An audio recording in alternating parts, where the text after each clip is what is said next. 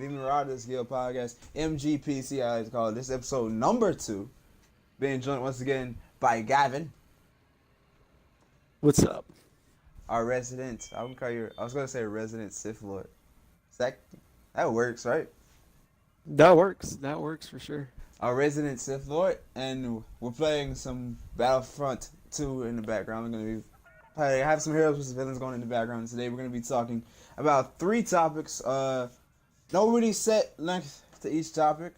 We're just gonna talk about it until we can't talk about it anymore.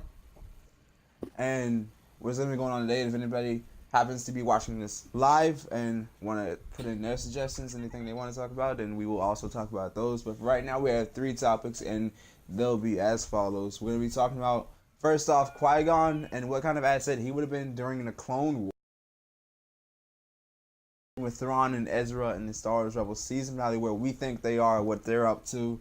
And then we're going to be talking about the character of Captain Phasma. You know, is she a letdown? A lot of people expected a lot from her character, and we haven't really seen that spark. The only place we've really seen it is in the Phasma book. So we're going to be talking about today, do we think her character is a letdown? But before we start any topic, let's begin a search for some heroes versus villains, kind of get the mood going really quickly here. And we'll get into our first topic. Qui-Gon and the Clone Wars. Gavin, I've already told you a lot of times, Qui-Gon is my favorite Jedi. Right. And it's definitely a character I think a lot of people want to see more of. He's had a few dabblings in there. He was in the Clone Wars show, I think, 2 or 3 times. Voiced by Liam Neeson. As Force Ghost. Yeah, voiced by Liam Neeson, which made it even better. And I think he's a very essential character for Star Wars in general. And the simple fact is, he's the reason we found Anakin. He is like, nobody went to Tatooine. No Jedi was going to sit for him. The only Jedi that was on Tatooine at the time was Quinlan Vos. And that's because he was on kind of like undercover mission, but he was never going to see Anakin. So the very fact that he found Anakin was very important to Star Wars, and he promised to train him. Now, obviously, that didn't come into fruition. He was killed by Maul on Naboo, so we never got to see Qui-Gon train Anakin. Obviously, that honor went to Obi-Wan. If you want to call it honor or not, that's up to you, but that honor went to Obi-Wan, and Qui-Gon was kind of watching from the netherworld of the Force, because he had started the training to become one with the Force, but couldn't finish. Again, obviously, because he was killed. So, the point of this conversation is, what kind of asset would Qui-Gon have been during the Clone Wars? If he had survived the confrontation with Maul, what do you think he would have done during the Clone Wars? Honestly, I feel like during the Clone Wars, he would have made an even bigger, like, a bigger difference than he did beforehand. Because, like, even beforehand, like, becoming a Force Ghost, like, all that stuff that he, like, finding Anakin, like, he made a huge impact. And, like, Obi-Wan would have had a mentor, and I feel like Anakin probably wouldn't have turned to the dark side. Yeah, because I think it's very obvious to everybody when it comes to talking about Qui-Gon that Anakin trusted him a lot more than he did other people. I think that's very clear. Right. And because it's the fact that he did free him from slavery, and he was the first father figure, I guess you can say, for Anakin, coming off of right. just having a mother for his whole life. I'm the first target, by the way, and just having a mother his whole life. Okay. And when you move on from just that idea alone to Anakin during the Clone Wars, where I think a father figure would definitely help. Now, he did see Obi-Wan as his father figure, and a lot of people will argue that, but was he as close to Obi-Wan at such an age, at the age of, I think, what, 20, 19? Got him. Nice. Mm-hmm. But, no, I don't think so. I don't think he would have been that good of a mentor. Because Qui-Gon dealt with Obi-Wan when he was the exact same age as Anakin. You also got to keep that in mind. So he understands, like, what it takes to deal with somebody who's, and I don't think he, just because it's like a different situation, because I don't know, did Obi-Wan know Duchess Satine at the time of his apprenticeship? Let me get that word out. I'm not sure. Because if he did, I'm pretty sure he probably would have had to heard. He probably knew about the Duchess. Oh my gosh, the Duchess Satine stuff. Had he known about it, but you know, as I said, Obi-Wan knew about it. Qui-Gon, I think Qui-Gon probably would have known about Duchess Satine, known how to handle it. So when it came to Anakin, would Anakin tell Qui-Gon about Padme? I think that's up in the air. You think he would have told him? Told him? I feel like he would have told him mainly because like they had that connection that, I mean, they would have grown an even closer connection than him and Obi-Wan. I feel like they would have had more of a competitive connection, Obi-Wan and Anakin, instead of Master and Apprentice, because like they do between now, because they're around this, because they're both really young, and I feel like they'd be both trying to get that competitiveness to show who's more worthy to Qui-Gon, you know? Yeah. Yeah. 'Cause So I feel like I it think he would've could been have told Qui-Gon. Yeah. 'Cause I feel like if Qui-Gon was alive during the Clone Wars and Obi-Wan and Anakin were both there, it really would have turned into essentially two brothers and their father kind of situation. We would have had non-stop, basically them two. I don't want to say vying for the other's attention, you know, but it would have definitely been, you know, I trying to hold yourself above the other in the eyes of Qui-Gon. And I honestly think Qui-Gon would have played an important role, not just for Anakin and Obi-Wan, but for Dooku. We know that him and Dooku were very close. Master and Apprentice there. I think, was it Qui-Gon was Dooku's master, right? Or was it the other way around? He was Dooku's master. Yeah, Qui-Gon was Dooku's master, so. And that was actually, it's been stated canon-wise that that's actually one of the driving factors that drove Dooku away from the Jedi into the Sith, was the fact that they chose to hide his death, or hide the truth of his death. The Jedi didn't opt to tell anybody that the Sith had returned, and they didn't opt to tell anybody that it was the Sith had killed, not only returned, but killed the Jedi. They killed Qui-Gon. I think, you know, just in that sense of the fact that he never told him, Right. never, and you also gotta realize, that's where I know we're just talking about Qui-Gon here, but the Jedi made a lot of mistakes in handling the return of the Sith. A lot of mistakes, and that was the biggest one, because, you know, I've always believed that the stupidest rule of the Jedi is they have no attachments, which is stupid, because it was vice versa. Yeah, because friendships are attachments. You say you're not attached to one thing, but, you know, Qui-Gon considered Qui-Gon Dooku to be a friend. Dooku considered Qui-Gon to be a friend. They were connected. That's a relationship. So that was a huge mistake on the part of the Jedi, to say, hey, no connections. And would Qui-Gon have been alive? I think Obi-Wan would have been perfectly fine. I mean, him and Dooku would have been on a much more connected level. Qui-Gon possibly would have been able to keep Dooku steered away from the dark side of the Force, even. Which I know a lot of people talk about the idea of, like, if Qui-Gon was there, would he keep Dooku away from the dark side of the Force?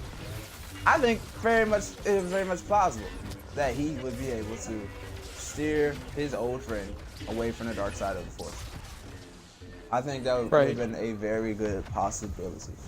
And let's talk more on it and see. Okay, when we talk about the idea of Qui-Gon and steering Dooku away from the dark side, do you think there's also a possibility? Because a lot of people talked about this, because we know that both of them, that even Qui-Gon had a pretty disruptive relationship with the Jedi Council. Do you think somewhere along the lines of, you know, this Clone Wars brewing on, Dooku, let's say Dooku did turn to the dark side. Dooku, even regardless of the fact that Qui-Gon's still alive, Dooku still managed to turn I'll to be the the dark target side. next. Okay, cool. I guess we're here. Dooku still turned to the dark side. Let's say that still happened. Is it fairly possible Qui-Gon would have turned along with Dooku? You think Dooku would have? Ooh. Alright, I'm gonna set the situation. So remember episode 2 where Obi-Wan went on the mission to Geonosis? Whoa! Uh-huh. I got a lot of stuff just happened. So went on the mission to Geonosis. That's the scene here.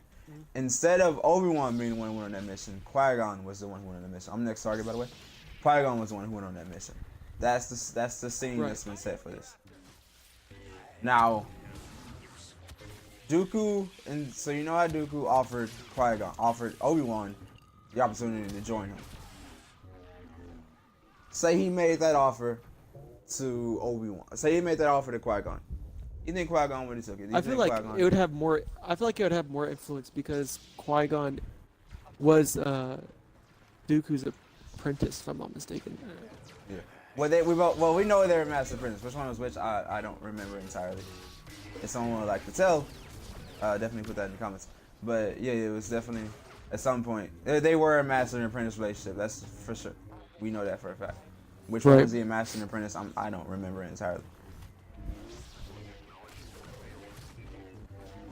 But yeah, I feel like the situation wouldn't have been like, oh, Qui-Gon joined the Sith, but Dooku and Qui-Gon going on to form their own thing, huge possibility. Right. I think that's like the very interesting thing to think about. And as I think we pretty much covered, actually let's talk about one more thing. Alright, let's say everything, because I'm basically gonna implement Qui-Gon in pretty much all the biggest moments of the prequels, of the Clone Wars.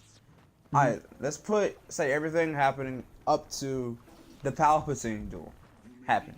So everything, right. Qui-Gon's death, everything, and we get a situation where Qui-Gon and Mace Windu. Well, Qui-Gon is among the masters that Mace Windu had brought along to face the Emperor. Ooh. First off, obvious question: does Qui-Gon survive the initial slaughtering that Palpatine brought upon the Jedi?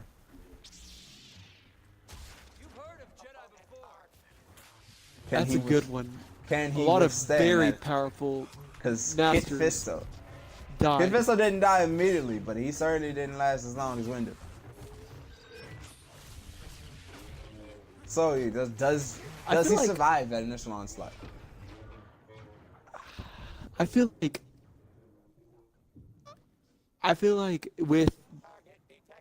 he would have been there with Windu. Honestly, You think he would have lasted? I feel like he would have been able. The storm. I feel like he would have lasted. I feel like he would have lasted a little bit. Whether or not he would survive it, I'm not 100%, but I know he would last at least longer than Kit Fisto and them. Yeah. Okay, so moving past that, let's say he survives all the way. Let's say he survives him and Mace Windu overpower the Emperor. He survives all the way until Anakin arrives. And you know how Anakin was so torn in that moment. Does Qui-Gon have enough to sway the mind of Anakin to say no to the dark side? To inform him to say, yeah, they're killing Palpatine right here and right now is the necessary choice. Would Qui-Gon have enough sway in that situation on Anakin to say, hey, we have to kill him right now? Bring your army. I'm ready. Honestly, I'm gonna be honest with you. That situation, it would all depend on word choice. Word. So okay. how Qui-Gon words it, I feel like if he shows more like I understand what you're saying to Anakin, but what you're doing is wrong, and let me tell you why. Like if he listened to him and saw his side and like explained his side too, and like if there was more of like an explanation instead of just telling him, hey, you're wrong, this and this and that. Yeah. I feel like Anakin would like probably step down. But if he would have done the same approach that Windu did, no, Anakin would have turned. That's it. That's like, I think that's the most interesting thing, is because it really depends on who understands what Anakin is going through in that moment. I feel like if Qui-Gon would have went in with the same knowledge that every other Jedi went in at that moment, just knowing that Palpatine is the more than likely Sith Lord, that they went in with that knowledge, and then you turn to Anakin. He comes in, you can tell he's conflicted with something. He understands that Palpatine is a Sith Lord, but doesn't want him to die because he still wants to learn the knowledge of cheating death. So you know all this. You know all this information, but all you know is that Palpatine is Sith Lord. You don't know Anakin wants to keep him alive for that sole reason. You don't know that.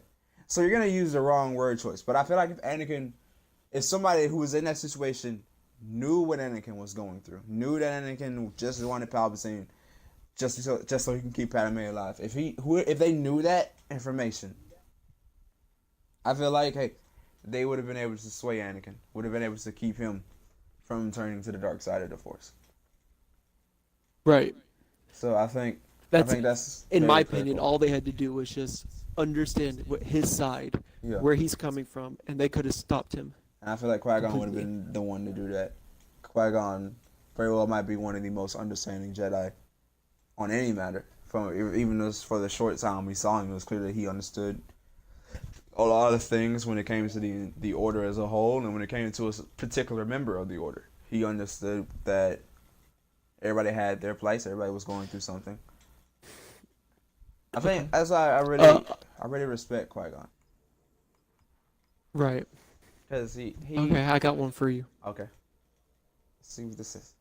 So, since we're talking about Qui-Gon, do you think that if Qui-Gon was still alive, that Anakin would have been able to reach Master?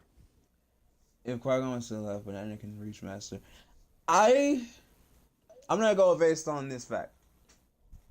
Qui-Gon is a Master. We all know that. Qui-Gon did reach the Jedi Master.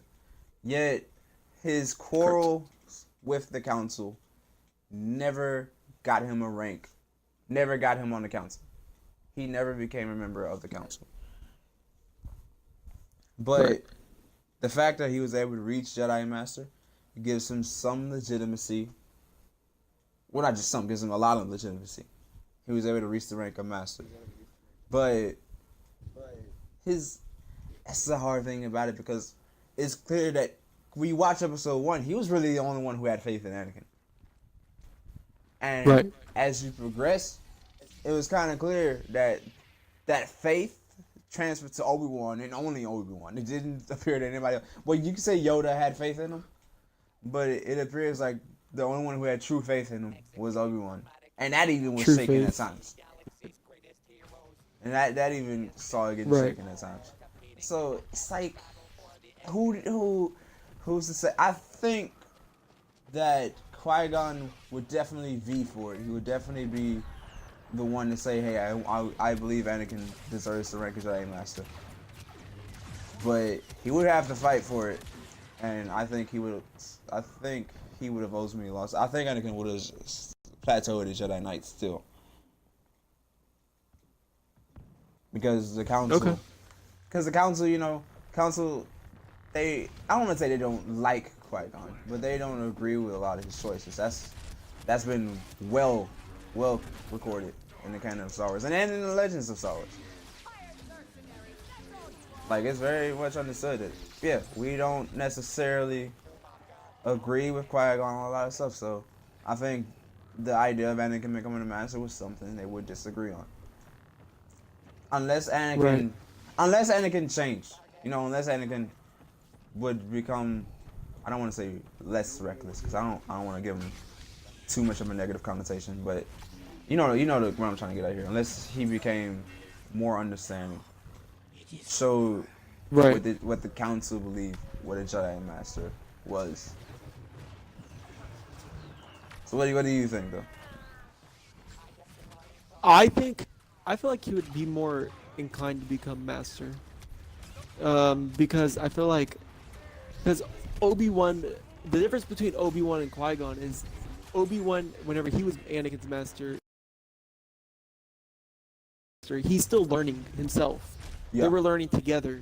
So it didn't force, it kind of forced Anakin to still be himself, and he still made mistakes because Obi-Wan was too. But Yeah.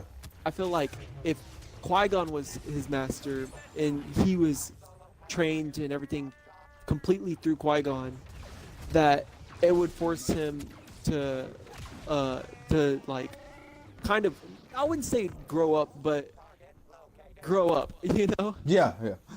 I know what you mean. and not like and not just because there's no learning process. Like Qui-Gon's been through that. He's become he's been through he's wise enough, and he's not really through that learning curve that Obi-Wan was. And I feel like he would have been able to help Anakin control his emotions and feelings and become the master Yeah. he should have been. Because I'm gonna tell you, I just want to make this point, and then we can kind of move on to the next topic. One of the things I think is very crucial when looking at Master Kenobi and looking at Master Qui-Gon, Obi-Wan really only got the rank of Master because he defeated a Sith Lord. Right. That's really the only reason he got the rank of Master. I don't want to say it's the only reason, but that was a driving factor in him being promoted to the rank of Jedi Master. And Qui-Gon, on the other hand, when he became a master, this was before the time of war. This is before battles, before the Sith had to be turned. This is a time where Jedi, if they became a master, it was through the Jedi trials, it was through experiencing the galaxy. Right. He experienced the galaxy. He saw the galaxy for what it all was. So I really would have a much better sway on Anakin because he's seen everything, you know. Right. And Luke Skywalker just fell off the map. Some might say he's seen through the lies of the Jedi. Yay! Alright, so that's it for Qui-Gon. So we were at 20 minutes on that. That was actually really nice. Yeah. Next topic. Going to some Star Wars Rebels. Very, very great show. I love it. As do a lot of Star Wars fans of this day and age. And recently got to season 4, final season. It's over. Shocker of a season. A lot of big things happen. I'm not gonna spoil everything for those who have yet to see it, but we're gonna be talking about one particular thing in general.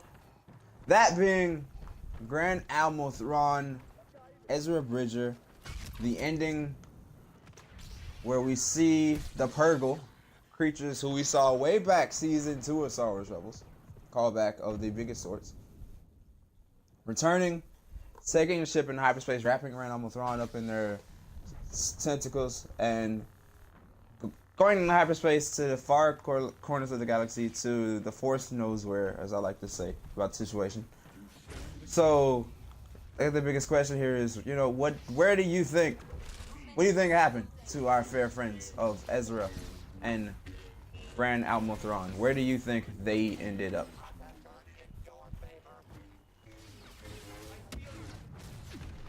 That's a question to you, dear friend.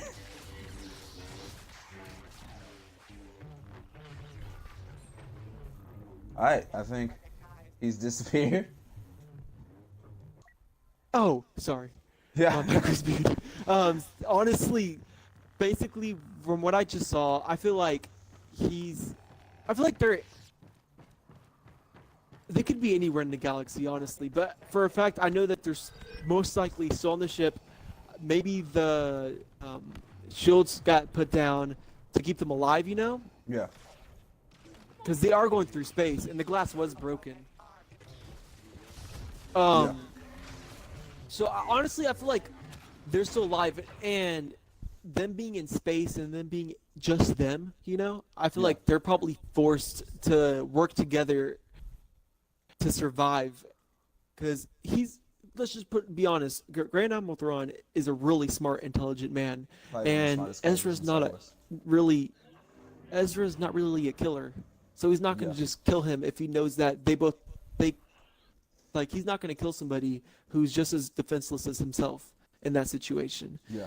So I feel like they had to work together and survive wherever they are. And And that's the question. Where the hell are they? Is the question. But yeah, where are they? but I think when analyzing that entire situation, because it is a pretty, it is like a huge question raiser in terms of like what okay where in the force are they? I think Right. that personally, because we know they're alive. They only say that yeah they are alive wherever they are. I think they went to the unknown regions of space. I think that's where they went. Either that or wild space. And I honestly Right. believe that it is a very good chance that Thrawn ended up back on his home world, back with the Chiss. Because if you have read the Thrawn novel, which I'm in the process of doing right now, and he clearly he states that one of his real goals. Oh, we have a Mr. Union 21 has pledged themselves to the dark side. Welcome to the Marauders Guild. I want to call it out right there. We do know that somewhere out in the galaxy, the Chiss. He did say, like I said, he wanted to return to the Chiss. He wanted to go back to his Right. home world, and I think, now that he kind of had I guess a forced discharge from the Imperial ranks, I guess you could say, after that ending. I think that's gonna give him the opportunity to go back to his home world, especially if he's in the unknown regions where he comes from. As far as Ezra is concerned, where he ends up, I know a lot of people want to say, oh, he's probably somewhere where the First Order is brewing, or I think Ezra's just somewhere out in the unknown regions. He probably went with Thrawn, waiting for Sabine to come find him, because he did tell her, he was like, I know you'll handle this. So he's out there waiting for Sabine to come back, bring him back home to Lothal, to his home world. And I think that's just where they are right now. I know you got a good idea of like them working together. I think honestly, I think both our ideas can mesh in a sense. I Right. think I think that the idea of them working together to survive, and then eventually leading up to Thrawn going home to his people, and Ezra finding some place just to settle down until Sabine comes to find him, are Right. very two ideas that can connect very well. Couldn't get that out for a second either. Can connect very well, and I really Right. I hope we get to see Honestly, it though. uh huh. I hope we get to see it though. But Mhm. what were you saying? That's what I was about to say. Yeah. That's exactly what I was about to say. I would re- love to see that. I would love to see that because I feel like honestly, I would show them growing as characters and make especially Ezra because Ezra's very young. Yeah. Ezra, So I feel like he's just a few that months make older them than Luke by the time we see him in but yeah, just because Ezra was born yeah on the day of Order 66. right He was born as Order 66 was happening. Luke was obviously born a couple days actually, a couple days after Order 66. So right Ezra has Luke. I guess I'm just gonna say Luke and Leia because they're both born. He has Luke and Leia by age. So I think there's a lot of room for his character to grow. And got him. wow. But when it comes to I'm excited. But when it comes to simply creating that Right. story arc between them and them living their life for that duration of time, because it's safe to because that happened before episode 4, and the idea of Sabine going out to find them happens after episode 6 actually, after Return of the Jedi. So it's not a crazy amount of time. It's not 30 some years like jump from 67, but it's about 4 or 5 years if I'm not mistaken. Like by the time they find each other, by the time that Sabine goes out to find them, an entire empire has fallen. Right. There's a new empire brewing somewhere out in the galaxy. And, there's a new republic being built.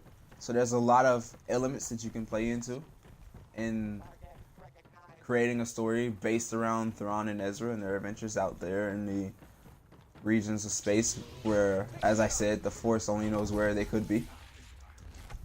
Right. I just I just had the worst stuff possible. But yeah. So I think in terms of seeing where they end up is something I hope to get expanded on. But the question is, would you want to see a show, movie, comic, where would you like to see Thrawn, Ezra Oh, dude, movie. play out? Movie, hands down. A I would movie, love to see dude. a live action Thrawn.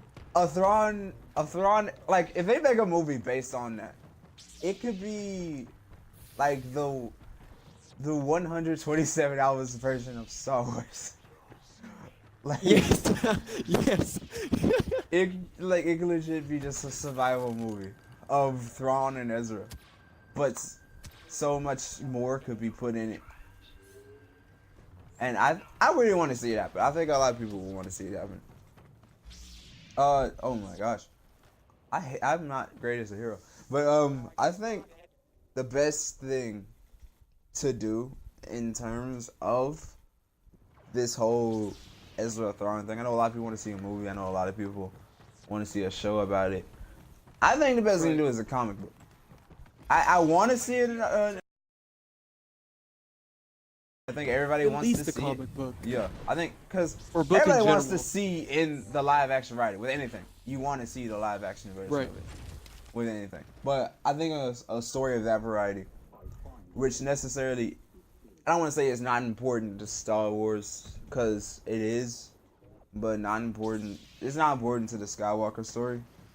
It's not important because I know some people's like, oh, we're rebels. You can say rebels isn't important to the Skywalker story. Kind of is when you really think about it, because these guys put the rebellion in the place that it was, so that Luke could even find his way there, so that Luke would even know it.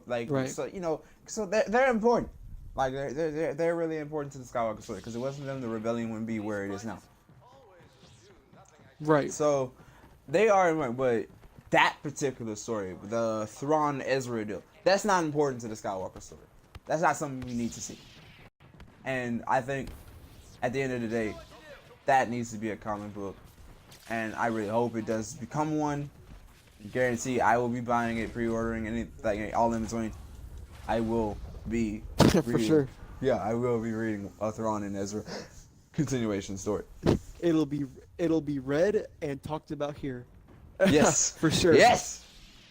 Okay. I mean, it's just amazing. You know, it's just an amazing opportunity.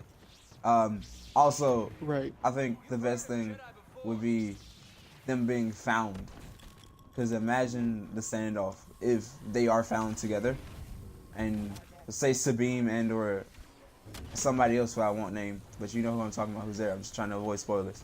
But with the other person who she's with, find them, and they see Ezra. Thrawn shows up. I can just imagine like Thrawn, his hair is growing out again. It's like all long and stuff. Even Ezra's hair will be growing out, and they show up. They're staring. They're looking at each other, and they're like, he's like, you been here with Thrawn all along? And he's just like, yeah, like, where else would I be, you know? And Thrawn, he isn't evil. Because I hate when people say, you know, Thrawn's evil. Thrawn works for the Empire, so he's automatically evil. I think if you read the Thrawn book, you can really understand that he doesn't have any cruel intentions with anything. He works for the Empire simply because he serves them. He's doing what they need him to do. He's not doing what he thinks was evil. You know, it's kind of like the just following orders idea. He's not really evil. He's just serving an empire that people conceive to be evil. So I wouldn't say, hey, Thrawn is an evil individual, so he wouldn't work with Ezra. That's not true. Only reason he hunted down the Ghost Crew because he had orders to do so. Only reason he was like doing this stuff, he had to. SkyMod has pledged himself to the dark side. Thanks for the follow, but he had to. So I don't really like it when people say Thrawn is evil. I don't like it when people say I don't like really. I know there's some people in the Empire that you can legitimately say are evil. One, Governor Tarkin.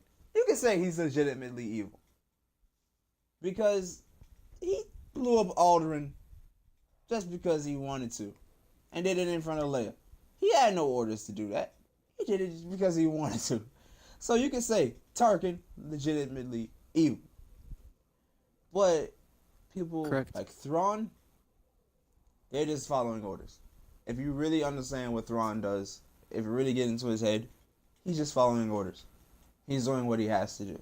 Yeah, and there's so many times in like throughout the series that you can see that he has the chance, 100% the chance to kill one of the rebels, but instead he sits and he watches and he just Yeah. studies them. He just learns from them. You can tell he had no Yeah. intention He, of doing anything like that. because he's not the type of person who comes to conflict. He does. I think the best way to put it is this: he doesn't seek glory. He does not seek glory. Other Imperials within the ranks of the Imperial Navy, would it be Navy, the Army, whatever branch of the Imperial military, they seek Right. glory. They want to be the one that when the tale of whatever battle is told, they're given the coup de grace of the story. They're the ones that stand next to the Emperor. They're the one they want that. Thrawn just wants to do a good job and doesn't care who knows about it. He doesn't seek glory. He wants to better the Empire. I want to take it back to SkyMod. Thanks for the host. I want to take it back to the Thrawn book. I know you haven't read it, but this is something I want to bring up. It's very important to me, and any idea of the idea of Grand Admiral Thrawn. There are so many instances in the book where, you know, they're in these huge battles, and Thrawn has had every opportunity possible to take all of the credit for it because he is really the one who masterminded the whole deal. But he always finds the time to put it on someone else. Like he always finds time to spread the wealth, I guess is the best way to put it. He'll go out and he'll say he did one thing, but he'll say it was all, you know, Admiral's so and so's idea to do this, and I only did it because Admiral so and so allowed me, because, you know, he doesn't take the credit for everything. Even though Right. the people he does it for are like, no, like he did everything. Like I was just a standby. I just said yeah, or I was basically just a yes man or yes woman in that situation. That's what they are. But Right. Thrawn's like, it's because they said yes that I had the opportunity to do this, or, you know, things of that variety. So Thrawn is not a glory hog. I want to put a Star Wars creature. I want a glory next to. Or anything like that. He's not a glory next to, or anything like that. He just in it for the Empire, and I think when it comes down to it, he can, if he has to, he'll work with Ezra. Cause let's face it, he admires the Rebels crew, cause they gave him a real challenge. You know, he's trying to do his job for the Empire, but these rebels do that job. So I think if he had to work with Ezra, he'd be okay with it because he knows Ezra's capable of holding his own in many situations. So that about do it for a conversation around Ezra and Thrawn, where we think they are. And now we move on to the last conversation topic, one that I'm actually very anxious to talk about, because I know I have a lot to talk about. I'm pretty sure you do as well. Our resident First Order captain, who sadly met her in, quote unquote, in The Last Jedi, Captain Phasma, is the essential question when talking about Captain Phasma. Is she a letdown?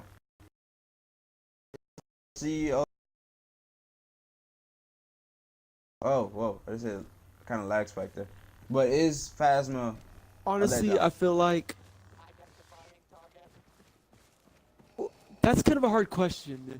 She wasn't, in my opinion, she was, but she wasn't. We were told that we were gonna get a lot more from Phasma in the previous movie, Last Jedi, and we ended up seeing nearly as much as we did in the first film. But I felt like her initial purpose was to give was for Finn. That was her Yeah. purpose. I feel like. So you To see her give as like Finn she was supposed to help a build obstacle. Finn's character. Yeah, Right. That's what I feel like she was there for. yeah. And I understand. And she did. She built Yeah, his she character. really did. She really did. And you know, I understand that much. You know, I understand that one aspect of her character was to be kind of a stepping. I don't want to say a stepping stone, but a building point for the character of Finn. Finn 2187, because she went from his boss to his greatest adversary. And you know, that is a pretty interesting turn of events. I did like that was kind of like the ultimate like tipping point in Finn's character. Was kind of like he went from serving under Phasma to being the one who defeated Phasma. I did like that. But I think the problem with the matter is that you want to build one character. I understand you want to build one character, but in doing so, they neglected the other character. And because let's get this point. I'm gonna get this point across. You know, I love Phasma. Great character. Love what she did, what we got of her in the film. But we definitely could have got more. Like, for example, the deleted scene that a lot of people have already seen from The Last Jedi of Phasma and Finn. If you haven't seen The Last Jedi, you know the original death had Finn rise back up on the platform, say hey, and then knock her off, and then she calls him scum. He says rebel scum, and then the platform under her collapses, crumbles, and she falls into a burning abyss. If you saw the deleted scene of this, it's not really a deleted scene, it's more of an alternate scene of this scene, which even if we're being just a little, it literally would have given Phasma like a 2 minutes more screen time at the most. But those 2 minutes drastically changed her character from what we saw of her in The Force Awakens. Because in this scene, I guess I'm gonna basically break it down. It gets to the point where she falls. Like, I don't know how it felt because the wording's different here. But she fell down in the abyss, but she climbs back up along with other stormtroopers. And when she climbs back up, she is basically has Finn at blaster point, and along with all these other stormtroopers. Finn reveals that back during the timeline of The Force Awakens, it was on Starkiller base, and in hindsight, she could be considered a traitor to the First Order as well. The stormtroopers that are around them are like kind of weighing their opposite because now they know this new information that they didn't know. They see that a superior had a moment of weakness in a sense, and now they're contemplating whether or not they should listen to Phasma because now they know she's a traitor, or go along with the execution of Finn, who is also a traitor. Before they get to make their choice, Phasma decides to shoot every single one of them down, resulting in her turning her attention back on Finn, and then Finn would retaliate by picking up one of the troopers' blasters and shooting her, and then she would thus in turn fall down the abyss and burn. And I feel like that scene would have done so much more for what they did with Phasma. I agree. I feel like that really brought the two characters together and made her seem not only just like his superior who calls him a traitor and is down like I mean not Empire, but First Order, you know what I mean? Yeah. Because when you really, but in fact, she's the same. yeah. Because when you really think about it in She's the same. hindsight, for what they did with her in The Last Jedi, she really didn't have any character building moments. Like, literally her character, that whole movie, when the first time you saw her, she's like, FN 2187, so good to have you back. Then it transitions to her basically giving the execution order. And then it transitions to her fighting Finn, and then she died. She had no character building in that whole movie. Every scene of her was just like her giving orders. She got the Commander Cody treatment, I guess you could say, of Commander Cody in Clone Wars. Right. Where every other line was him giving orders. And or responding to orders and stuff like that. So I really feel like, in hindsight, of what they did with her character was a letdown, because there was so much they could have done, you know, with a character like that, especially when in the original cut of the film, you planted the seed that she could legitimately be considered a traitor to the First Order. Because I know a lot of people had actually talked about that. You know, they talked about the fact that Phasma herself could be considered a traitor, because it's clear the First Order kind of has a philosophy of like serve until death, you know, and she was like, I choose my life over the First Order. And I really feel like, hey, this is something that we play on. Now I know the Phasma novel, which a lot of people have read, actually gave an explanation as to why she lowered the shields, which also is something that should have been played on in the movie. It's because she really doesn't care about the First Order as much as like others would. Like the First Order to her was just the way to get off her original homeworld, which she did not like. When it comes to the philosophies of the First Order, to what they serve, she really doesn't care. Right. Like honestly, and I know a lot of people don't know this, because a lot of people think that a lot of people know the First Order trains their soldiers from birth. A lot of people think Phasma was one of those soldiers. No, Phasma got in the army like as an adult because it was General Hux who brought her in. General Hux brought her in the army, and she began serving for the First Order under the I guess, what's the word I'm looking for? I can't think of the word. But because of General Hux, she's in the First Order's ranks. That's a huge thing to play on.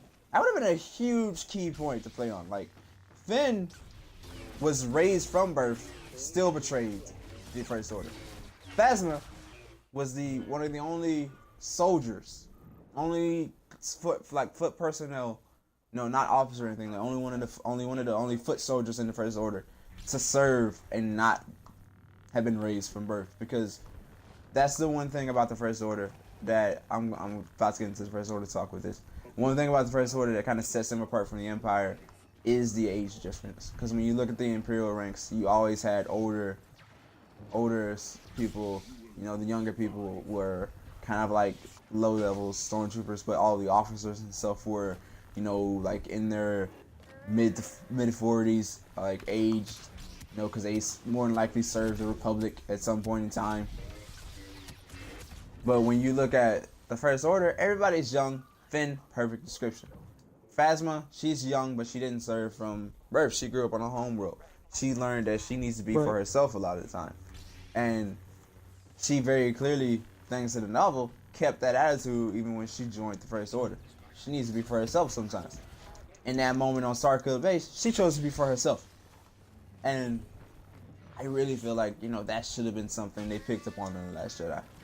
I kind of feel like, for sure, that aspect of her character, that is a letdown. And I can remember back when we were approaching the release of The Force Awakens, and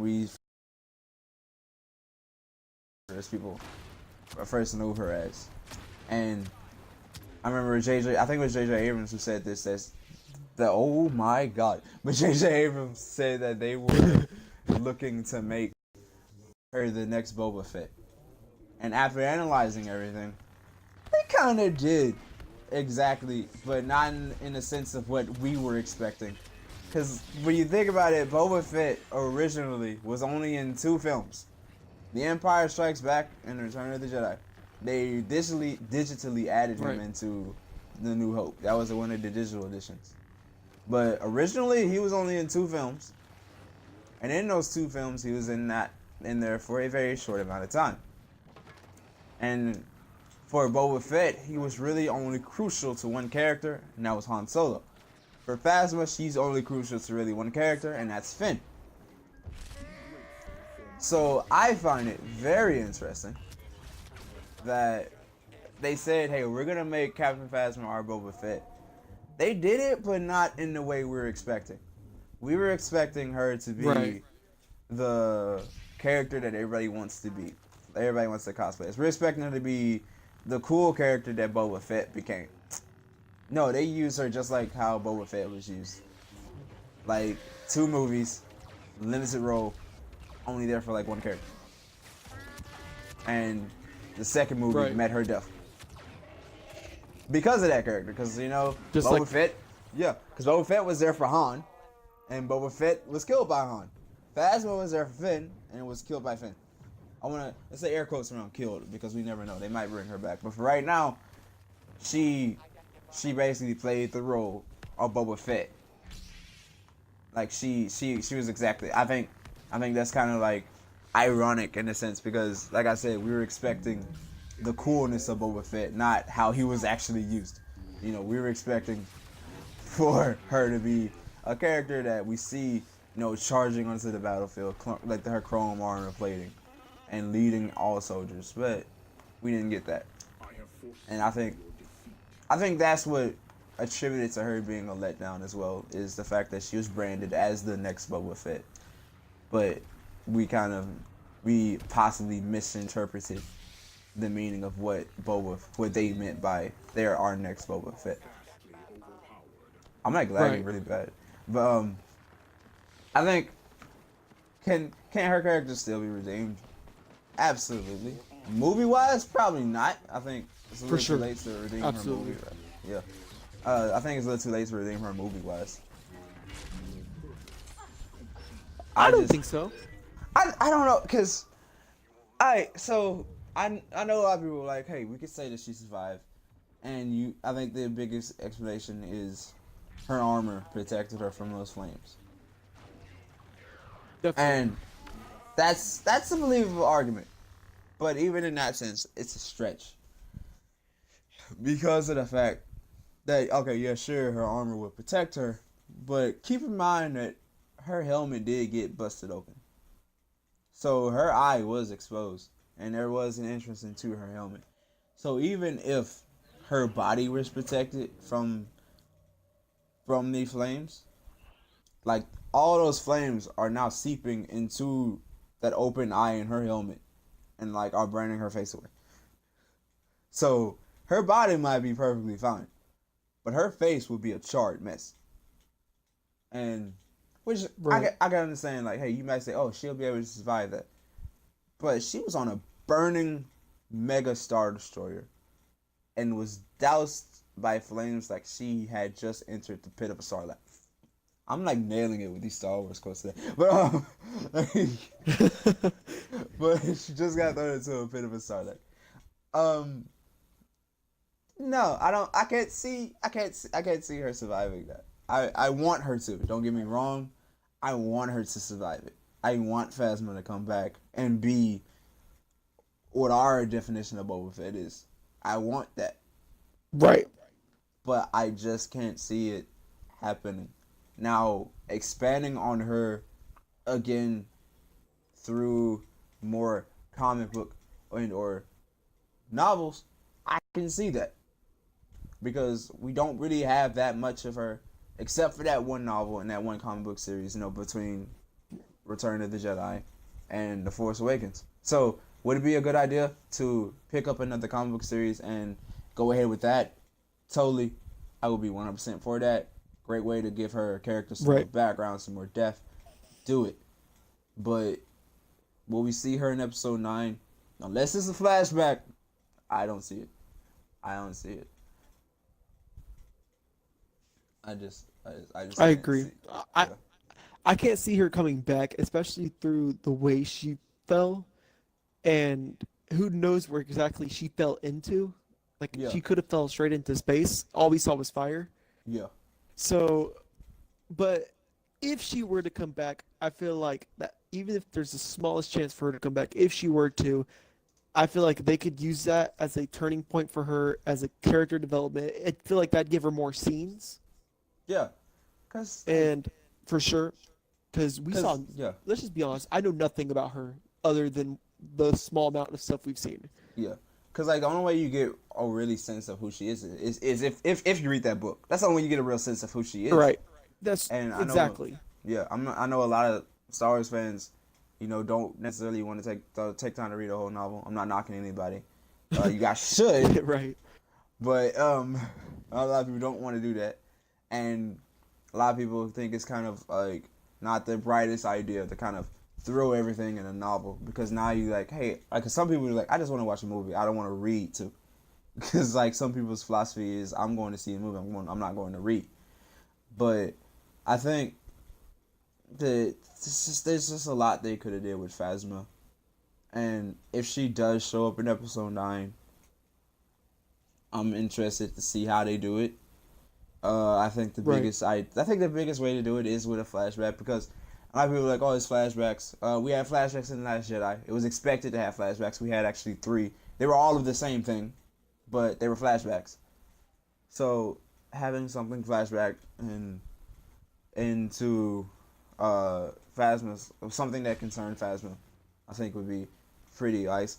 And honestly, I'm really mad that they did it, because she had a good point to be actually really critical, because realize this, the hierarchy of the First Order pre-Last Jedi was Snoke, Kylo, Hux, and then you can say her. Maybe some other First Order personnel in between, but then you can definitely say she's up there, because Hux really did appreciate Phasma, because she helped him kill her dad. She helped him kill his dad. Right. So like he's got some he's got some pretty he has a big investment in Captain Phasma. But and now that post Last Jedi and Hux, and I would have said her if she was still alive, but she's not, and that's disappointing. Right. Because the fact that she has not a direct shoot to the top, but has a good footing at the top, is kind of like a letdown in a sense. I'm gonna get. So yeah, that is where we're going to Phasma as a bonus, since we did kind of do a little bit of looking forward to episode 9 with what we just did. What is some of the stuff that you expect to see, that you want to see for episode 9 concerning Phasma or anything really? Concerning Phasma, I would like to see how the rest of the First Order reacts to her death, and see how much of an impact her death makes on them, especially Hux. Yeah. I feel that'd be really interesting to see, or to see the character development of Finn because of her death. That's very important. Saying that she made a ginormous impact on him throughout the entire 2 movies that we've seen in the past. Yeah. But also I would like to see development between the connection of Rey and Kylo, because their connection is very strong, and I feel like it will only continue to get stronger. Yeah. Actually, what's funny is a lot of people want to see that continue, but if you read the Last Jedi novelization, actually find out that Rey severed the connection. It was so essentially that scene at the end of The Last Jedi where she closes the Falcon on Kylo, Right. he's like looking up, that was her severing the connection between the two of them, because the only reason it was there was because of Snoke. Now that Snoke is dead, Right. there's no one there to keep it there, so she Okay. severed it. Right. Yeah, so she actually severed that connection at the end of Last Jedi with that kind of symbolic act of her closing the Falcon. And it was ironic that Right. it was the Falcon door that she used to symbolize the ending of that relationship, because that's Right. Kylo Ren has grown to hate the living Minok crap. Another reference, ha! Yeah. Falcon. So it's an ironic deal, but yeah, that connection's severed. But I would like to see if it gets revisited because it was a pretty interesting thing to see. It reminded me of the connection that Luke and Vader actually had, you know, in towards Right. the end, towards the kind of, I guess you could say it was the end of the Empire Strikes Back and the beginning of the Last Jedi. Kind of, you know, how they were able to like sense each other and in some cases even talk to each other, and I think it was basically that on an extreme level essentially, and I really liked it. Right. And all I really hope episode 9 that we get something. I think we talked about this in the last episode of this podcast, which if you haven't seen it, you can go to the video archive of this channel and check it out. But in the last podcast, I think one of the things we covered was the child, the boy with the broom, at the end of episode 8. Yes. So a lot of people, I'm still shook up about that. It's like I didn't expect it. The last thing I expected was to see another force sensitive being. I was like, 'cause it was so unexpected to see another force sensitive being besides the main characters. It's so different. But another force sensitive character out there. I'm hoping to see, like, does he become of any importance? Will we see him again? Is he the question I asked? So yeah, I think that's about where we'll end it for today. We went for a good hour. Great conversation topics. A lot of people tuned in today. Sure. Definitely. Clutch All Day 85 has pledged themselves to the dark side. Welcome, as we're getting ready to wrap up here. And thanks for that follow. And we are actually gonna wrap up the podcast for today.